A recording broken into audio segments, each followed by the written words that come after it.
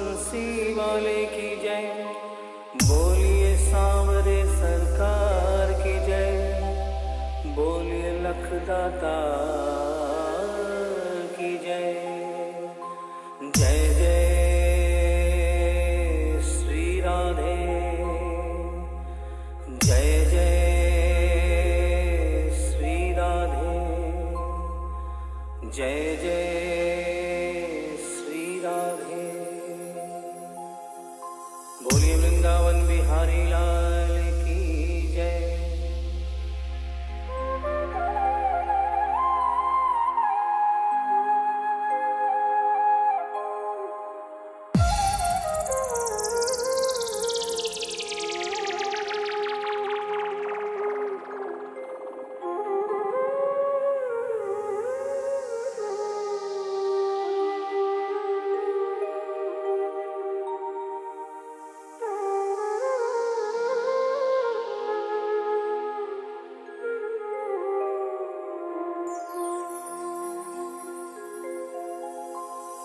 ये भजन जो मैं गाने जा रहा हूँ, ये कोई भजन नहीं है, ये एक सच्ची घटना है। गीता प्रेस गोरखपुर से एक पत्रिका निकलती है कल्याण, जिसके अंदर ये दिल्ली का वाकया छपा था। इसे आदरणीय जयशंकर जी चौधरी ने भजन का रूप दिया है। एक ऐसी औरत जो बचपन से वृंदावन धाम जाती थी, समय अपने रफ्तार से चलता रहता है। समय गुजरता गया, वो बड़ी हो गई, विवाह के योग्य हो गई, उसका विवाह हो गया, लेकिन वृंदावन धाम जाना नहीं छोड़ा। थोड़े दिनों के बाद प्रभु की कृपा से बाल बच्चे हो गए, लेकिन वृंदावन धाम जाना नहीं छोड़ा।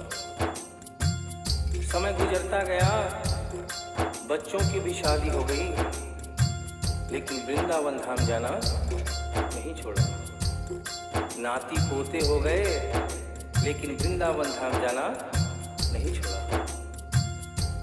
लेकिन कहते हैं कि बुढ़ापा एक ऐसा कड़वा सच है जिसे हर इंसान को स्वीकार करना पड़ता है।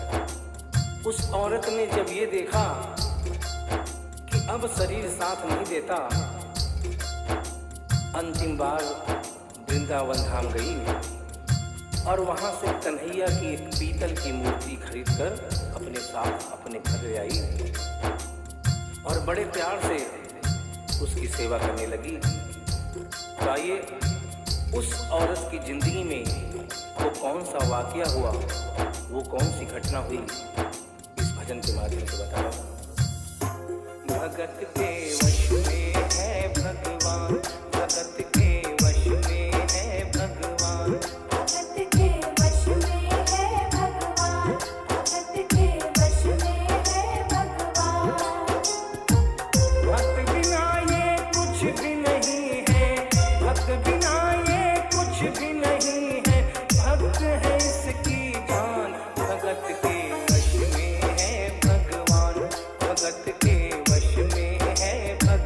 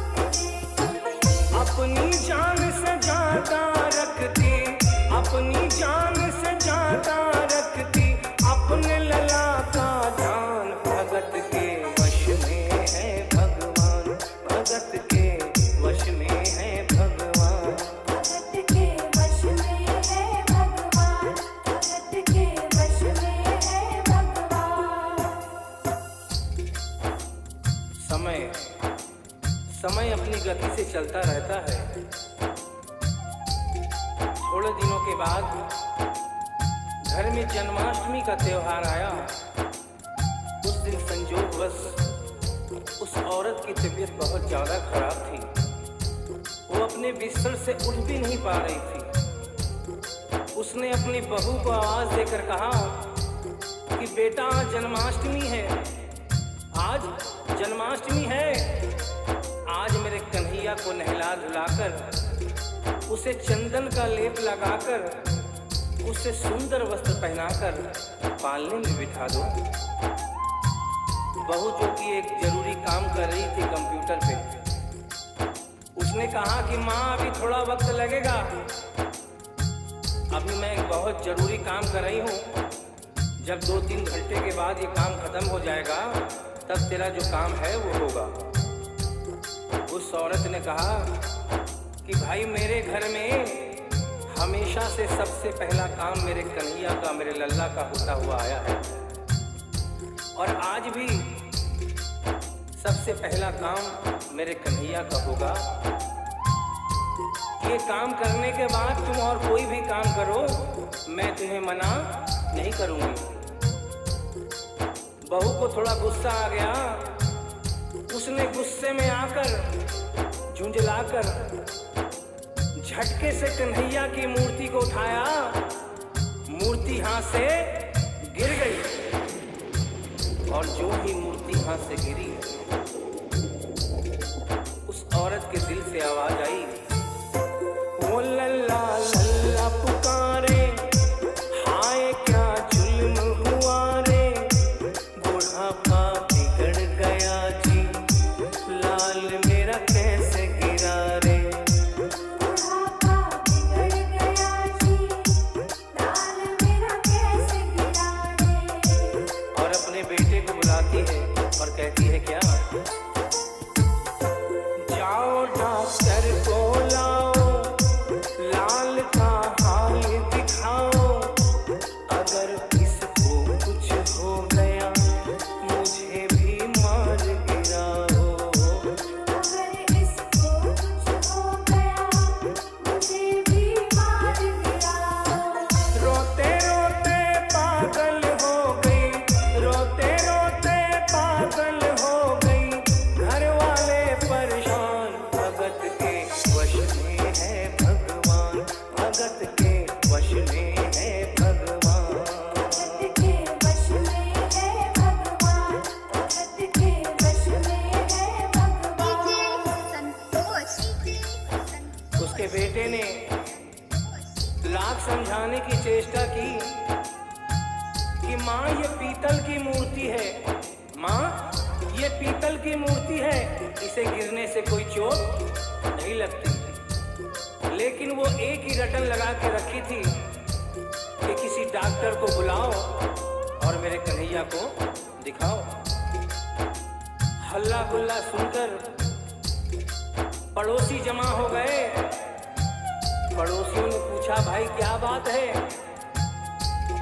लड़के ने कहा कि मेरी माँ पागल हो गई है, मेरी माँ पागल हो गई है। अरे पीतल की मूर्ति जमीन पे गिरी है तो कहती है कि डॉक्टर को बुलाओ। उन्हीं पड़ोसियों में एक बुजुर्ग आदमी थे। उन्होंने उसके बेटे को एक तरफ बुलाया और कहा कि बेटा क्यों झमेला करता है? अरे मोहल्ले में इतने सारे डॉक्टर हैं, किसी को बुला के ले आ, वो आके देख लेगा और कह देगा तेरा लल्ला ठीक है, तेरी माँ शांत हो जाएगी। लड़के के भी समझ में बात आ गई। मोहल्ले में गया, बहुत से डॉक्टरों की मिन्नत की, लेकिन कोई भी डॉक्टर ये केस लेने को तैयार नहीं हुआ। बड़े मुश्किल से एक डॉक्टर को राजी किया और कहा कि डॉक्टर साहब, मैं आपको दुगनी तिगुनी फीस दूंगा, सिर्फ एक बार मेरे घर चल चलो और मेरी माँ से सिर्फ इतना कह देना कि तेरा लल्ला ठीक है। डॉक्टर भी लालच में आ गया, अपना ब्रीफ केस उठाया और उसके साथ उसके घर चला गया। और क्या हुआ? नबज को टटोल के बोले, ये तेरा लाल सही है, कसम खा कर कहता हूँ कोई तकलीफ नहीं है। वो माथा देख के बोले, ये तेरा लाल सही है, माई चिंता मत करियो कोई तकलीफ नहीं है, माई चिंता मत करियो कोई तकलीफ नहीं है। लेकिन उस बुढ़िया माई को तसल्ली नहीं हुई। उन्होंने कहा, अरे डॉक्टर, ये तू कैसा चेकअप कर रहा है? अरे अपना ब्रीफ केस खोल और उसमें से वो मशीन निकाल जो ऐसे कान में लगा के सीने पे लगा के देखता है ना, उससे मेरे कन्हैया की जांच कर। डॉक्टर बेचारा क्या करता, अपना ब्रीफ केस खोला, अपना आला निकाला, एक सिरा अपने कान पे लगाया और दूसरा सिरा कन्हैया के सीने पे रख दिया। और क्या हुआ? जो ही सीने से लगाया, पसीना छम कर आया, उसने कई बार लगाया और डॉक्टर चकराया, उसने कई बार लगाया और डॉक्टर चकराया। धड़क रहा सीना लल्ला का, धड़क रहा सीना लल्ला का, मूर्ति में थे प्राण, भगत के वश में है भगवान, भगत के वश में है भगवान। भगत के वश में है भगवान, भगत के वश में है भगवान। संतोष बरियारपुर। और डॉक्टर ने जब ये नजारा देखा, उसका माथा घूम गया। इतने दिनों तक जो साइंस की पढ़ाई की थी, वो सारी की सारी धरी रह गई। अपना ब्रीफ केस, अपना आला वहीं छोड़ के जाने लगा। बुढ़िया माई ने आवाज दिया, अरे डॉक्टर, अरे कहाँ जा रहा है? अरे अपना ब्रीफ केस तो लेता जा। तो डॉक्टर ने उस औरत को जवाब दिया, सुनिएगा क्या कहा। देख तेरे लाल की माया, बड़ा घबरा रहा हूँ, जहाँ से तू लल्ला लाई वहीं पे जा रहा हूँ। जहाँ से तू लल्ला लाई, वहीं पे जा रहा हूँ। लाल तेरा जुग जुग जिए, बड़ा एहसान किया है, आज से सारा जीवन उसी के नाम किया है। आज से सारा जीवन उसी के नाम किया है। और उस डॉक्टर ने उस बुढ़िया के बेटे को बुलाया और कहा, बनवारी तेरी माँ नहीं पागल, बनवारी तेरी माँ नहीं पागल, पागल सारा जहान, भगत के वश में है भगवान, भगत के वश में है भगवान। भक्त बिना ये कुछ भी नहीं है, भक्त बिना ये कुछ भी नहीं है, भक्त है इसकी जान, भगत के वश में है भगवान, भगत के वश में है भगवान। भगत के वश में है भगवान, भगत के वश में है भगवान। बोली वृंदावन बिहारी लाल की जय, बोलिए मोर मुकुट बंसी वाले की जय, बोलिए सांवरे सरकार की जय, बोलिए लखदाता की जय। जय जय श्री राधे, डीजे जय जय श्री राधे, बरियारपुर। जय जय